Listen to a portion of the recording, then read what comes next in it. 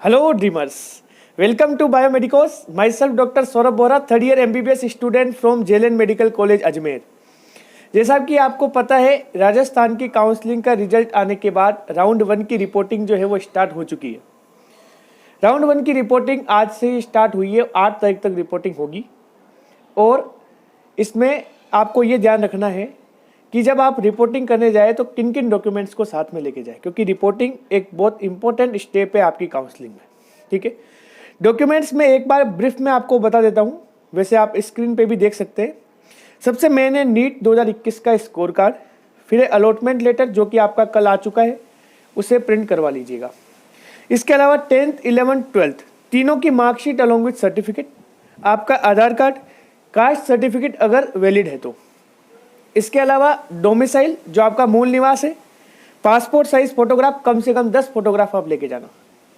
इसके अलावा आपका जो एप्लीकेशन फॉर्म है, जो फाइनल एप्लीकेशन फॉर्म जो प्रिंट हुआ था, उसकी कम से कम 2 कॉपी आपको लेके जानी है। वैसे तो मैं आपको ये सजेस्ट करूंगा कि जितने भी डॉक्यूमेंट्स हैं, और भी आप देख सकते हैं, आपको दिख रहे होंगे स्क्रीन पे, ये जितने भी डॉक्यूमेंट्स हैं, इन सभी डॉक्यूमेंट्स की 5-5 फोटोकॉपी आपके पास होनी चाहिए, ताकि आपको वहाँ लाइन में नहीं खड़ा होना पड़े।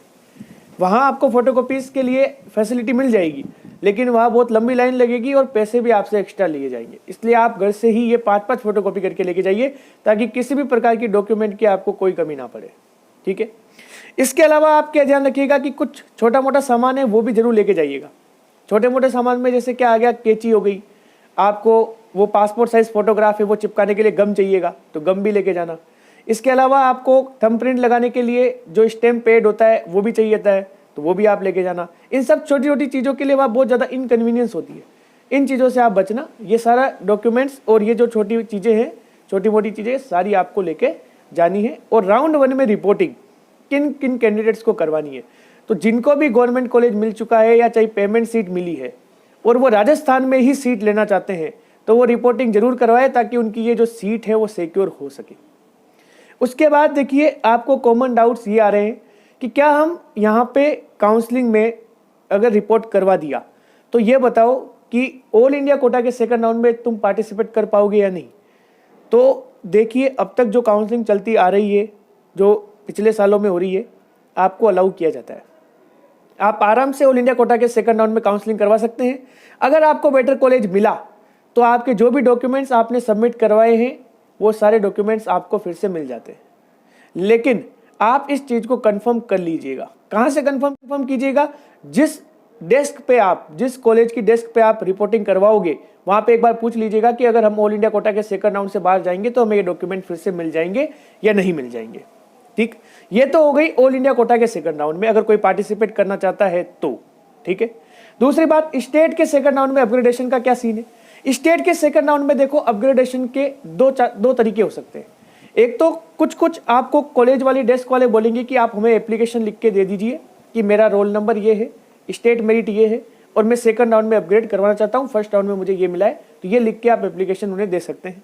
या फिर कई कॉलेजेस की तरफ से ऐसा कुछ नहीं होगा, आप डायरेक्टली सीधे, अगर ऑफलाइन राउंड होता है तो आपकी रैंक के अकॉर्डिंग अपने फर्स्ट जो ये अलॉटेड कॉलेज है, इसका अलॉटमेंट लेटर, आपकी डीडी की फोटोकॉपी लेकर आप वहां पे चले जाइएगा। आपका आराम से आपकी रैंक के अकॉर्डिंग बुलाया जाएगा और जो सीट खाली होगी वो आपको मिल जाएगी। डॉक्यूमेंट जो है वो फिर बाद में ट्रांसफर हो जाएंगे और जो डीडी है वो फिर से रिफंड हो जाएगा।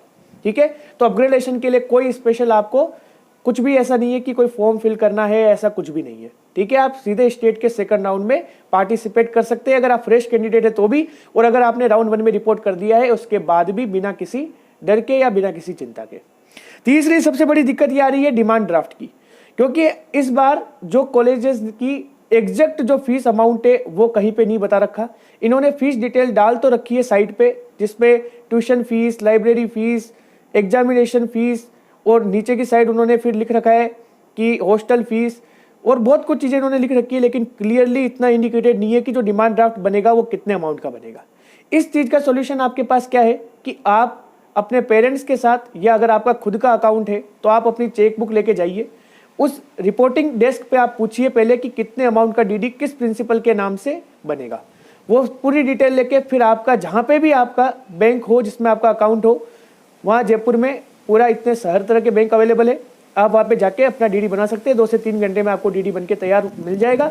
पर्टिकुलर फिक्स अमाउंट का और उस प्रिंसिपल एंड कंट्रोलर के नाम, वो डीडी आप फिर जाके वहाँ जमा करवा दीजिए। अगर आप डीडी जमा नहीं करवा सकते या डीडी नहीं करवाना चाहते तो यहाँ पे इलेक्ट्रॉनिक मोड में भी ट्रांजेक्शन हो सकता है। आप अपने नेट बैंकिंग से भी उनके सामने ही ऑन द रिपोर्टिंग डेस्क आप वहाँ पे क्या करवा सकते हैं, अपनी ऑनलाइन ट्रांजेक्शन कर सकते हैं और फिर उसकी एक जो स्टेटमेंट होता है वो निकाल के फोटोकॉपी वहाँ सबमिट करवा सकते हैं। ठीक है, नहीं तो आप डीडी प्रीफर कीजिएगा, क्योंकि डीडी में क्या है कि अगर माना कि बाई चांस आपको राउंड 2 में अपग्रेड होता है तो आपको वो डीडी यू की यू फिर से रिटर्न कर देंगे। इसलिए आप डीडी जमा करवाना प्रीफर कीजिएगा। एग्जैक्ट डीडी डिटेल्स अभी नहीं आई है, इसलिए अभी आपको रिपोर्टिंग डेस्क पे जाके ही पूछना पड़ेगा और जयपुर में ही आपको जो कॉलेज है उसका डीडी आपको किसी बैंक से बनवाना पड़ेगा जिसमें आपका अकाउंट है। अभी आप घर से डीडी बनवा के नहीं ले जा सकते। जिस हिसाब से इन्होंने अभी तक डिटेल्स डाली है उस हिसाब से कोई भी फिक्स इन्होंने डाटा नहीं डाला कि इस कॉलेज की इस कैटेगरी के लिए इस जेंडर की इतनी फीस है, अभी तक क्लियरली मेंशन नहीं है। इसीलिए आप डीडी बना के टाइम और अपना पैसा वेस्ट मत कीजिएगा, अभी वहां पे जाके कंफर्म करके फिर ही डीडी बनाना। ठीक है, ये चीजें आपको ध्यान रखनी है। ठीक है, इस तरीके से आप राउंड 1 की आराम से रिपोर्टिंग करवा दीजिए। उसके बाद आप राउंड 2 में अपग्रेडेशन के लिए अप्लाई कर सकते हैं। आप डायरेक्टली वहां आपको रैंक के अकॉर्डिंग पहुंच जाना है। और भी आपको काउंसलिंग के रिगार्डिंग कोई भी अगर डाउट हो तो आप आराम से पूछ सकते हैं कमेंट सेक्शन में, मैं रिप्लाई करूंगा, पूरी कोशिश करूंगा। Thanks for watching the video. Please like, share and subscribe the channel.